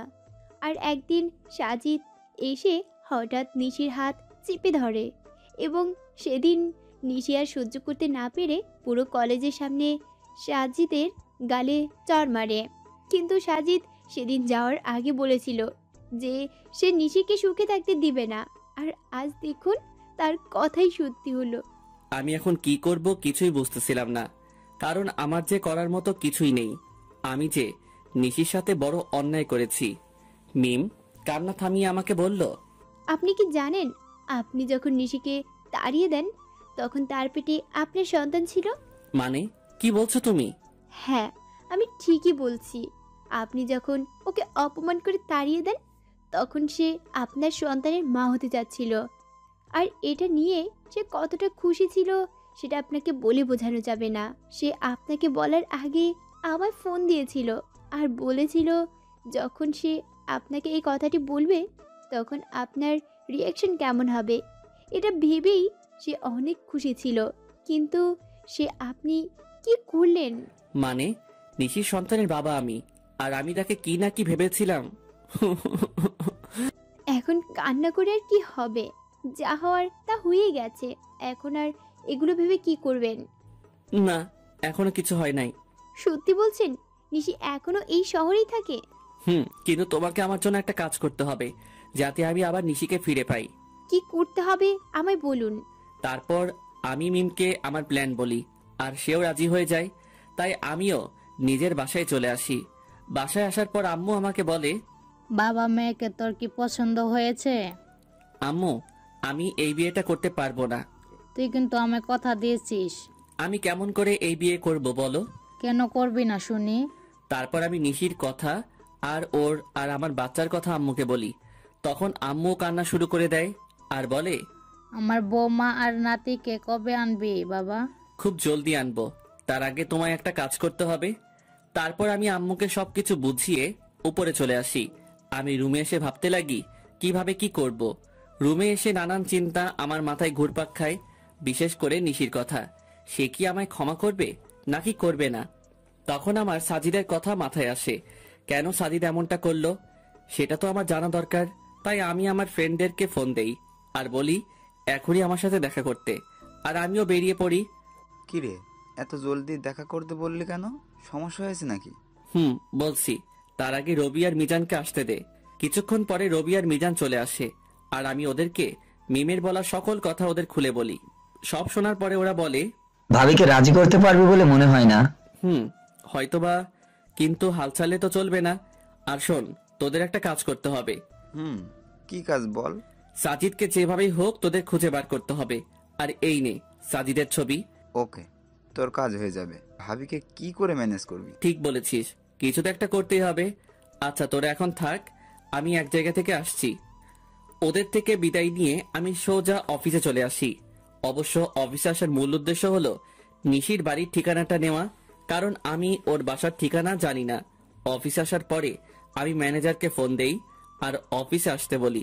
কিছুক্ষণ পরে ম্যানেজার অফিসে আসে আর বলে, স্যার কোনো দরকারি কাজ আছে নাকি? না তেমন কিছু দরকারি কাজ না, আমি শুধু নিশির বাসার ঠিকানা নেওয়ার জন্যই অফিসে এসেছি। ওকে স্যার, একটু ওয়েট করেন, আমি নিয়ে আসছি। তারপর ম্যানেজার আমাকে নিশির ঠিকানাটা দেয় আর আমি সেটা নিয়ে বেরিয়ে পড়ি। প্রায় আধা ঘন্টা ড্রাইভ করার পরে আমি নিশির বাসায় পৌঁছাই। দেন আমি ওর বাসার কলিং বেলে চাপ দেই। কিছুক্ষণ পরে নিশি এসে দরজা খুলে দেয় আর আমি নিশিকে দেখেই হেসে ফেলি, কারণ সে সারা গায়ে ময়দা মেখে আছে। তখন নিশি বলে, ওই আপনি পাগলের মতো হাসছেন কেন? আর এখানে বা কি করছেন? বারে নিজের বউয়ের বাসায় আসতে আবার কারো পারমিশন লাগে নাকি? মানে কি আপনার বউ? আর এসব কি বলছেন? আমার সামনে যে দাঁড়িয়ে আছে সেই আমার বউ, বুঝেছেন? আর দেখি সাইড দেন, আমি ভেতরে ঢুকবো। হাইসে, আমি কারো বউ? আর 1 বছর আগেই আমার ডিভোর্স হয়ে গেছে। তো কি হয়েছে, আমি আবার বিয়ে করব। কি বলছেন কি আপনি? আমি এর কথার জবাব না দিয়ে বাচ্চার দিকে এগোতে থাকি। আর যখনই আমি বাচ্চাটিকে স্পর্শ করতে যাব তখনই নিশি আমাকে ধাক্কা দেয় আর বলে ওঠে, একদম আমার বাচ্চার ধারে কাছে আসার চেষ্টা করবেন না, তাহলে কিন্তু আমার চেয়ে খারাপ আর কেউ হবে না। ও কি শুধুই তোমার বাচ্চা? ও শুধু আমার আর কারো না, তাই আপনি ওকে ছোঁয়ার চেষ্টাও করবেন না। প্লিজ নিশি, আমার বাচ্চাকে একটু কোলে নিতে দাও। আপনার বাচ্চা? হাসাইলেন মিস্টার রাজ। ও শুধু আমার বাবু, আর আমি ওর মা এবং আমি ওর বাবা। নিশি প্লিজ। না, আমি ওকে কোনো অপরিচিত লোকের কাছে যেতে দেব না। তুমি কাকে অপরিচিত বলছো নিশি? তুমি জানো না আমি ওর কে হই? না, জানি না আর জানতেও চাই না। তাই ভালোই ভালোই বলছি, এখান থেকে চলে যান, নয়তো আমার থেকে খারাপ আর কেউ হবে না। তুমি মানো নাকি না মানো, আমি ওর বাবা, আর এটাই সত্যি। বাবা? তাই না? এই বাবার অর্থটার মানে আপনি জানেন? যে নিজের স্ত্রীকে বিলিভ না করে অন্য লোকের কথা শুনে নিজের অন্তঃসত্ত্বা স্ত্রীকে বাড়ি থেকে বের করে দেয়, তার কোনো বাবা হওয়ার যোগ্যতা নেই। বুঝছেন আপনি? নিশি আমি মানছি আমি ভুল করেছি, তাই বলে কি তুমি আমাকে আমার বাচ্চার থেকে আলাদা করে দেবে? আপনি আর একবারও ওকে নিজের বাচ্চা বলবেন না। এই 1 বছর আমি ওর বাবা মা দুটোই ছিলাম, আর ভবিষ্যতেও থাকতে পারবো। প্লিজ নিশি আমাকে ক্ষমা করে দাও, এরকম ভুল আমি আর কোনো দিন করব না। এই বলে আমি ওকে নিজের বুকের মাঝে টেনে নেই। নিশি কিছুক্ষণ আমার বুকের মাঝে থেকে পরক্ষণে নিজেকে ছাড়িয়ে নেয় আর বলে, ও বুঝেছি, আপনি কেন এখানে এসেছেন। আপনি আমার শরীরটা ভোগ করতে চান, এই তো? এর আগেও একবার করেছিলেন, তাই না? ওকে, আমি নিজেই আমার সব বিলিয়ে দিচ্ছি, তবুও আপনি আমার আর আমার সন্তানের মাঝখানে আসবেন না। বলেই নিজের শাড়ির আঁচল নিচে ফেলে দিল আর বলল, নিন, শুরু করুন। আমি এবার নিজের রাগকে কন্ট্রোল করতে না পেরে নিশির গালে জোরে একটা চড় মারি আর বলি, তুমি এমনটা ভাবলে কি করে নিশি? তুমি আজ পর্যন্ত এই চিনলে? ঠিক আছে, তুমি যখন বলছো তবে আমি তোমাদের জীবন থেকে অনেক দূরে চলে যাব। তার আগে প্লিজ একবার আমার ছেলেকে আমার কোলে দাও। নিশি কিছুক্ষণ কি যেন একটা ভাবলো, তারপর বলল, শুধু একবার, তার বেশি না। তারপর আমি আমার ছেলেকে কোলে তুলে নিলাম আর ওকে কোলে নেওয়ার পর যেন মনে হলো পুরো পৃথিবীর সুখ আমার কোলের মাঝে আবদ্ধ হয়েছে। কিন্তু এটা বেশি সময় স্থায়ী হলো না। নিশি আমার কোল থেকে বাচ্চাকে কেড়ে নিয়ে বলল, এবার যান, আর কোনোদিন এখানে আসবেন না। আমি কিছু বললাম না, শুধু বললাম নিজেরও বাবুর খেয়াল রেখো। তারপর সেখান থেকে চলে আসলাম। নিশির বাসা থেকে বের হয়ে রাস্তায় আসলাম আর ভাবতে লাগলাম নিশি আমাকে এতটুকু বিশ্বাস করে না। ও কেমন করে ভাবতে পারলো যে আমি ওর শরীরকে না, নিশির সামনে আমি আর কোনোদিন যাব না। নিশিও তো এটাই চাই। তবে তাই হোক। এমন সময় রবির ফোন আসে আরও বলে, কিরে রাজ, কোথায় আছিস তুই? সেই কখন থেকে ফোন দিয়ে যাচ্ছি। তুই আমার অফিসে এখনই আয়, আর সাথে করে একজন উকিলকেও নিয়ে আসিস। আমি না হয় আসবো, তবে উকিলকে কেন নিয়ে আসবো তাই তো বলবি। এত কথা না বলে তোকে যা বলছি তুই তাই কর। এই বলে আমি ফোন কেটে দেই আর নিজের অফিসে চলে আসি। কিছুক্ষণ পরে রবি আর উকিল আসে। তখন আমি বলি, উকিল সাহেব, আমি একটা উইল করতে চাই। বলুন, কিসের উইল করবেন? আমি এই কোম্পানির অর্ধেক আমার ছেলে আর বাকি অর্ধেক আমার স্ত্রীর নামে করে দিতে চাই, আর সেটা আজ রাতের মধ্যেই। কি বলছিস কি এসব? তোর মাথা ঠিক আছে তো? আমি ঠিক বলছি, আর আমার মাথাও ঠিক আছে। যেহেতু আমার আব্বুর আলাদা কোম্পানি আছে, তাই কোনো প্রবলেম নাই। ওকে, আপনি যখন বলছেন তখন তাই হোক। তারপর উকিল সাহেব সকল ফর্মালিটি পূরণ করে দেয়, আর আমি ম্যানেজারকে ফোন করে বলে দেই যে নিশি এখন থেকে এই কোম্পানির মালিক। তারপর আমি রবিকে বলি, রবি আমার জন্য যত তাড়াতাড়ি পারিস একটা লন্ডনের ফ্লাইটের টিকিট বুক করে দে, আর সেটা আজ রাতের মধ্যে হলেই ভালো হয়। মানে তুই লন্ডনের টিকিট কি করবি? আমি এই দেশে আর থাকবো না, তাই লন্ডনে যাব। কিন্তু? কোনো কিন্তু নয়। আর হ্যাঁ, কেউ যেন জানতে না পারে আমি কোথায় আছি। তুই কাউকে বলবি না, এটা আমার কসম। ঠিক আছে। তারপর রবি একটা টিকিটের ব্যবস্থা করে দেয়, আর আমাকে এয়ারপোর্টে থুতেও যায়, আর বলে ওখানে পৌঁছে আমাকে ফোন দিবি, আর আমার সাথে যোগাযোগ বন্ধ করবি না কিন্তু। করব। কিছুক্ষণ পরে আমার ফ্লাইট, তাই আমি প্লেনে গিয়ে বসি, আর প্লেনও টেক অফ করে। যেহেতু আমি লন্ডন থেকে লেখাপড়া শেষ করেছি, তাই এখানে আমার অনেক ফ্রেন্ডই আছে। তাই আমি সেখানে পৌঁছে আমার এক ফ্রেন্ডকে কল দেই, আর সে আমাকে এয়ারপোর্ট থেকে পিক করে নিয়ে যায়। আমার ফ্রেন্ডের লন্ডনে একটা কোম্পানি আছে, তাই সে আমাকে সেখানে কাজ দেয়। আমি লন্ডনে এসেছি 2 দিন হলো। এর মধ্যে শুধু রবির সাথে কথা হয়েছে। অন্যদিকে নিশি প্রায় 2 দিন হলো অফিসে যায় না, আর সে একদিন বিকেলে তার ছেলেকে নিয়ে বাইরে ঘুরতে বের হয়, আর তখনই তার মিমের সাথে দেখা হয়। আর মিম নিশিকে দেখা মাত্র জড়িয়ে ধরে আর কান্না শুরু করে দেয়। এভাবে কিছুক্ষণ দুজন কান্না করতে থাকে। তারপর মিম নিশির কোলে বাবু দেখে বলে, এটাই বুঝি আমার পুস্কু? রে, দেখতে তো একেবারে ওর বাবার মতো হয়েছে। প্লিজ মিম, ওর নামটা আর বলবি না। কেন রে? তুই কিছুই জানিস না ও আমার সাথে কি করেছে। আমি সব জানি, রাজ ভাই আমাকে সব বলেছে। তারপর মিম নিশিকে সব সেদিনকার কথা সব খুলে বলে, আর কথাগুলো শুনে নিশিও কান্না শুরু করে দেয়, আর বলে, আমি কিভাবে পারলাম ওর সাথে খারাপ ব্যবহার করতে? তাহলে কি সেদিন ও এই কথাই বলতে এসেছিল? তুই কি বলছিস? আমি কিছুই বুঝতে পারছি না। কাইন্ডলি একটু পরিষ্কার করে বলবি যে কার সাথে খারাপ ব্যবহার করেছিস? বলছি। তারপর নিশি সেদিন ঘটে যাওয়া ওর আর রাজের সকল ঘটনাগুলো বলে। সব কথা শোনার পরে মিম বলে, যা হওয়ার হয়ে গেছে, তুই কালকে গিয়েই রাজ ভাইয়ার কাছে মাপ চাইবি। ও কি আমায় মাফ করবে? অবশ্যই করবে। আর এখন বাড়িতে যা, কাল দেখা হচ্ছে। তারপর নিশি ও তার ছেলে বাড়িতে চলে আসে। বাড়িতে আসার পর থেকেই নিশি অনেকটা খুশি, যার মূল কারণ ভালোবাসার মানুষকে ফিরে পাওয়া। নিশি ভাবতে শুরু করে দিয়েছে কালকে কি হবে, কিন্তু নিশি হয়তো এটা জানে না যে কালকে তার জন্য কি অপেক্ষা করছে। পরের দিন সকালে নিশি একদম রাজের পছন্দ মতো সাজে। নীল শাড়ি, নীল চুড়ি, হালকা মেকআপ, কিন্তু ঠোঁটে কোনো প্রকার লিপস্টিক দেয়নি, কারণ রাজ লিপস্টিক দেওয়া পছন্দ করে না। সাজগোজ শেষে নিশি নিজেকে নিজে দেখেই লজ্জা পায়, কারণ আজ প্রায় 1 বছর পরে ও এরকমভাবে সাজলো। কিছুক্ষণ নিজেকে আয়নায় দেখার পরে নিশি অফিসের উদ্দেশ্যে রওনা দেয়। অফিসে পৌঁছে নিশি অবাক হয়ে যায়, কারণ সবাই নিশিকে সালাম দিচ্ছে, কিন্তু এসব নিয়ে নিশির কোনো মাথা ব্যথা নেই। সে শুধু তার প্রিয় মানুষটির অপেক্ষা করতে লাগলো। নিশি অফিসে এসেছে প্রায় ঘন্টাখানেক হলো, কিন্তু এখনও রাজ আসে নাই। তাই এবার নিশির বেশ চিন্তা হচ্ছে। তাই সে ম্যানেজারের কাছে যায় আর বলে, আচ্ছা, এখনো রাজ অফিসে আসে নাই কেন? রাজ স্যার তো গত 3 দিন ধরে অফিসে আসছে না ম্যাম। মানে অফিসে আসে না কেন? আর আপনি আমাকে ম্যাম কেন বলছেন? অফিসের বসকে ম্যাম বলবো না তো কি বলবো? কি বলছেন এসব? আর কে এই অফিসের বস? আপনি আমাদের অফিসের নতুন বস, আর এই অফিস আপনারও আপনার ছেলেরও নাম রাজ। স্যার লিখে দিয়ে গেছেন। মানে লিখে দিয়ে গেছেন? কোথায় গেছেন উনি? সেটা তো আমি জানি না, আর গত 3 দিন ধরে ওনার ফোনটাও বন্ধ দেখাচ্ছে। কি বলছেন এগুলো? ওনার ফোন বন্ধ দেখাচ্ছে মানে? আমি ঠিক বলছি। ম্যানেজারের কথা শুনে নিশি ধপাস করে চেয়ারে বসে পড়ে আর ভাবতে লাগে, তাহলে কি আবার রাজকে হারিয়ে ফেললো? না, এ হতে পারে না। আমি রাজকে কিছুতেই হারাতে দিব না। তারপর নিশি অফিস থেকে বের হয়ে যায় আর ওর বাসায় চলে যায়। বাসায় গিয়ে নিজের ছেলেকে নিয়ে রাজের বাসায় চলে আসে। আর যেহেতু রাজের মা জানে যে নিশি আর রাজের একটা ছেলে আছে, তাই তিনি নিশিকে দেখা মাত্র কাছে টেনে নেয় আর বলে, কোথায় ছিলে মা? এতদিন আমাদের কথা কি একবারও মনে পড়েনি? মনে তো অনেক পড়েছে, কিন্তু আসার অধিকারটা ছিল না। হয়েছে, আর বলতে হবে না। আর এটা কি আমার দাদু ভাই? আম্মু। তারপর সবাই মেহমুদকে নিয়ে ব্যস্ত হয়ে পড়ে।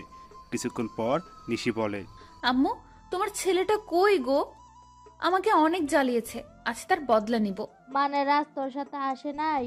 সে তো বলেছিল তোকে নিয়ে বাসায় আসবে, তাই আমি ওকে কোনো ফোন দেই নাই। ও 3 দিন ধরে আমার সাথে দেখাই করে নাই, আর অফিসেও যায় নাই, তাই আমি মনে করলাম যে ও বাসায়ই আছে। এখন রাজের আম্মুও কান্না করছে। তারা সবাই ভাবছে যে রাজ কোথায় গেল। অন্যদিকে রাজ লন্ডনে গিয়ে তার বন্ধুর বাসায় উঠেছে, আর আজ তার অফিসের প্রথম দিন, তাই সে অফিসের জন্য তৈরি হয়ে বের হয়ে আসে। তারপর রাজ আর ইব্রাহিম, রাজের বন্ধু, অফিসের উদ্দেশ্যে রওনা দেয়। অফিসে পৌঁছে রাজ অবাক না হয়ে পারল না। আরে রাজ, কেমন আছো তুমি? আলহামদুলিল্লাহ ভালোই আছি। তুমি কেমন আছো? ভালো ছিলাম না, কিন্তু এখন থাকবো। মানে তুমি কি বললে বুঝতে পারলাম না। আমি বললাম যে আমিও ভালো আছি। তা আঙ্কেল আন্টি কেমন আছে? তারাও ভালোই আছে, যদিও আমি জানি না যে তারা কেমন আছে। তা কি মনে করে তোমাদের কোম্পানি ছেড়ে এখানে জয়েন করলে? এমনি গো, তেমন কিছু না। ওকে রাজ, তোমার সাথে পরে কথা হবে, এখন একটা মিটিং আছে, তাই যেতে হবে। বাই। এখন আপনারা হয়তো ভাবছেন নীলাকে আর আমি বা নীলাকে কেমন করে চিনি, তাই তো? তাহলে শুনুন, নীলা, আমি আর ইব্রাহিম একই সাথে পড়তাম, তাই আমি আর ওকে চিনি। আর আমি নীলাকে সবসময় নিজের বন্ধুই ভাবতাম, কিন্তু একদিন নীলা আমাকে এসে প্রপোজ করে, কিন্তু আমি এসব পছন্দ করতাম না, তাই আমি ওকে নিষেধ করে দেই। কিন্তু নীলা আমায় প্রতিদিন প্রপোজ করতে থাকে, তাই আমি তাকে বলে নেক্সট টাইম যদি সে আমায় প্রপোজ করে তাহলে আমি ওর সাথে আর বন্ধুত্ব রাখতে পারবো না। তাই সেদিনের পর থেকে নীলা আমায় আর প্রপোজ করে নাই। এর মধ্যে আমার লেখাপড়া শেষ হয়ে যায়, তারপর আমি দেশে ফিরে আসি। আর বাকিটুকু তো আপনারা জানেন। নীলা যাওয়ার পরে আমি ইব্রাহিমকে বলি, কি রে, এটা তো তোর কোম্পানি, তাহলে নীলা এখন কার বস কিভাবে? এটা আমার কোম্পানি, কিন্তু এর মালিক আমরা দুজন, আমি আর নীলা। তো তুই আমাকে আগে বলতে পারলি না যে এখানে নীলাও আছে? তাহলে আসতি না, তাই তো? এর জন্যই তো নীলার কথা আমি তোকে আগে বলিনি। বেশ করেছিস। এখন এখান থেকে দূর হ, আমার কাজ আছে। তারপর আমি কাজ করতে শুরু করলাম। বিকেলের আগে আমার সব কাজ শেষ হয়ে যায়, তাই আমি একটু অফিসে চারপাশটা ভালো করে ঘুরে দেখছিলাম। তখন পেছন থেকে কেউ আমার কাঁধে হাত রাখে। আমি তখন পেছনে ফিরে দেখি নীলা দাঁড়িয়ে আছে। এখানে দাঁড়িয়ে কি করছো রাজ? কিছু না, শুধু চারপাশে প্রকৃতি দেখছিলাম। ও চলো, আজ আমি আর তুমি একসাথে ডিনার করব। তা কি করে হয় বলো? সব হয়। কিছুক্ষণ পরে নীলা গাড়ি একটা রেস্টুরেন্টের সামনে দাঁড় করায়, আর আমরা সেখানে ডিনার শেষ করি। ডিনার করার সময় আমাদের অনেক কথাই হয়। তারপর নীলাই আমাকে বাড়িতে পৌঁছে দেয়। বাড়িতে আসার পরে আমি সোজা ওয়াশরুমে চলে যাই, আর কিছুক্ষণ পরে ফ্রেশ হয়ে বেরিয়ে আসি। আর তখনই আমার রবির কথা মনে হয়। আজ সারাদিন ওকে একবারও ফোন দেওয়া হয়নি, তাই আমি দেরি না করেই ওকে ফোন দেই। আর ফোন ধরার পর রবি বলে, কেমন আছিস ভাই? এই তো ভালোই আছি, তুই কেমন আছিস? আমিও ভালো আছি। আমার বাড়ির সবাই কেমন আছে? কেউ ভালো নেই, তুই যাবার পরে সবাই কেমন যেন হয়ে গেছে, আর আন্টি তোর জন্য প্রায় পাগল হয়ে গেছে। তুই ফিরে আয় ভাই।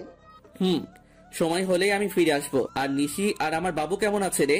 নিশি তো বাদ দে নিশির কথা, তুই ভালো থাকিস আর আমার পরিবারকেও দেখে রাখিস। এই কথাগুলো বলেই আমি ফোনটা কেটে দেই। সে রাতে আমার আর ঘুম আসলো না। পরের দিন থেকে আমি আবার নতুন জীবন শুরু করার ব্যর্থ চেষ্টা করি। সকালে ফ্রেশ হয়ে ইব্রাহিমের সাথে অফিসে চলে যাই। আর অফিসে পৌঁছে নীলা বলে, রাজ কেমন আছো? এই তো ভালো, তুমি কেমন আছো নীলা?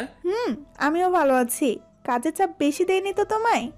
আরে না, এতটুকু কাজ করার অভ্যাস আমার আছে। ও আচ্ছা, তোমার কাজ শেষ হলে আমি আর তুমি এক জায়গায় যাব, কেমন? সেটা না হয় যাবো, কিন্তু যাবেটা কোথায়? সেটা গেলেই দেখতে পারবে। আমিও আর বেশি না ভেবে কাজে মন দিলাম। আর কাজ করতে করতে কখন বিকেল হয়ে গেছে জানতেই পারি নাই। তখন হঠাৎ নীলা এসে বলল, কি গো, তোমার হলো? আর একটু আছে, তুমি দাঁড়াও। আমি আর দাঁড়াতে পারছি না, তুমি আমার সাথে চলো, আমি এই কাজটা অন্য কাউকে দিচ্ছি। বলে নীলা আমার কাজটা একজনকে দিয়ে আমাকে জোর করে বাইরে নিয়ে আসে। আমাকে বাইরে নিয়ে আসার পর নীলা বলে, তুমি গাড়িতে বসো, আমি আসছি। তারপর নীলা আমার অফিসের মধ্যে চলে যায়, আর আমি গাড়িতে উঠে বসি। কিছুক্ষণ পরে নীলা বের হয়ে আসে আর গাড়িতে উঠে গাড়ি ড্রাইভ করে। কিছুক্ষণ ড্রাইভ করার পরে আমরা একটা বড় বাড়ির সামনে এসে দাঁড়াই, আর নীলা বলে, রাজ চলো। এটা আমায় কোথায় নিয়ে এলে? ভেতরে গেলেই দেখতে পারবে। তারপর আমি নীলার পিছু পিছু ভেতরে যাই, আর ভেতরে গিয়ে আমি অবাক হয়ে যাই, কারণ ভেতরে নীলার বাবা বসা ছিল। তার মানে এটা নীলাদের বাড়ি। তখন আমি বললাম, কেমন আছেন আঙ্কেল? ভালো বাবা, তুমি কেমন আছো? জি আঙ্কেল, আমিও ভালো আছি। তারপর আরো অনেক কথা বললাম, আর খাওয়া দাওয়াও ওখানেই করলাম। নীলা রাতে আমাকে ইব্রাহিমের বাসায় থুয়ে যায়, তাই আমিও ফ্রেশ হয়ে ঘুমিয়ে পড়ি। এভাবে 5টা বছর পার হয়ে যায়, আর এই 5 বছরে নিশির জন্য আমার ভালোবাসায় এতটুকু কমে নাই, বরং বেড়েছে। তো প্রতিদিনের মতো আজও অফিসে গেলাম, আর অফিসে পৌঁছানোর পর নীলা আমার কাছে এসে বলল, শোনো রাজ, আমরা আগামীকাল বাংলাদেশে যাব। সেখানে একটা মিটিং আছে, আর আমার সাথে তুমিও যাবে। তাই তোমার যা যা প্রয়োজনীয় তুমি আজ বাসায় গিয়ে প্যাকিং করে নাও, আর কাল সকালে আমাদের ফ্লাইট। ওকে ঠিক আছে। কেন জানি আমি ওকে মানা করতে পারলাম না, হয়তো অনেকদিন পর দেশে ফিরবো, এর জন্যই। সেদিনকার মতো অফিস করে বাসায় চলে আসলাম। তারপর আমি আমার কিছু জিনিস প্যাকিং করে রাখলাম। পরের দিন সকালেই আমি আর নীলা বাংলাদেশে চলে আসলাম, আর আমি ওখানকার যে কোম্পানির সাথে মিটিং হবে সেখানে গেলাম। আমি সেখানে গিয়ে আরো বেশি অবাক হয়ে যাই, কারণ এটা আর কারো না, আমার বাবার কোম্পানি, যার সাথে আমাদের মিটিং হবে। আমি কি করব তাই ভেবে পাচ্ছিলাম না। একবার মনে করলাম যে মিটিংটা অ্যাটেন্ড করব না, কিন্তু পরক্ষণে কি যেন হলো। আমি মিটিং প্লেসে চলে গেলাম। সেখানে গিয়ে আমি দেখি আমার বাবা একটা চেয়ারে বসা আছে, আর তার চেহারাটা কেমন যেন শুকিয়ে গেছে। তো আমি সেখানে গিয়ে সবার সাথে মত বিনিময় করলাম। আর আমি যখনই বাবার কাছে গেলাম, তখন বাবা আমাকে দেখা মাত্র জড়িয়ে ধরলো আর বলল, কোথায় ছিলি বাবা এতদিন? আমাদের কথা কি তোর একটুকু মনে পড়ে নাই? বাবা, অনেক মনে পড়েছে, কিন্তু আমি যে অপারগ ছিলাম। এখন আমার সাথে তুই বাসায় যাবি, তোকে দেখলে তোর আম্মু অনেক খুশি হবে। আব্বু, আমি যাব। তার আগে এই মিটিংটা শেষ করে নেই। সত্যি বলছিস তো? সত্যি। এতক্ষণ সবাই আমাদের দিকে তাকিয়েছিল আর বোঝার চেষ্টা করছিল যে কি হচ্ছে এগুলো। এমনি নীলাও অবাক হয়ে গিয়েছে, কারণ সেও আমার বাবাকে চিনে না। তাই সে আমার কাছে এসে বলল, তুমি বিজনেসম্যান নাজমুল সাহেবের ছেলে? তুমি এত বড় বিজনেসম্যানের ছেলে হয়ে আমাদের কোম্পানিতে একজন সাধারণ স্টাফ হয়ে কাজ কেন করছিলে? এর একটা কারণ আছে, যেটা তুমি জানো না। কি কারণ আছে রাজ? মিটিং শেষ হোক, তারপর না হয় বলি। ওকে ঠিক আছে। নীলার অবাক হওয়ায় স্বাভাবিক, কারণ এই 5 বছরে আমি নীলাকে একবারের জন্য আমার আসল পরিচয়টা বলি নাই। যদিও সে জানতো আমাদের একটা কোম্পানি আছে। তারপর আমরা মিটিং শেষ করে বাহির হইলাম, আর তখনই আমার চোখ গেল একটা বাচ্চার উপর। বয়স আর কত হবে, 5-6 বছর হয়তো, কিন্তু ওকে দেখে মনে হচ্ছে কতদিনের না চেনা। তাই আমি ওর কাছে যাই আর বলি, বাবা তোমার নাম কি? কিন্তু ছেলেটা আমাকে অবাক করে দিয়ে পাপা বলে, আমায় জড়ায় ধরে। কে তোমার পাপা? তুমি তো আমার পাপ্পা, আমার মামনি বলেছে। আর জানো পাপ্পা, তোমার জন্য আমার মামনি প্রতিদিন কান্না করে। কে তোমার মামনি বাবা? তখন ছেলেটি হাত দিয়ে একজনকে দেখিয়ে দেয়, আর সেটা আর কেউ না, সেটা হলো নিশি। মানে ছেলেটি আমার আর নিশি সন্তান। তার জন্যই কি ওর জন্য এত টান অনুভব হইতেছিল?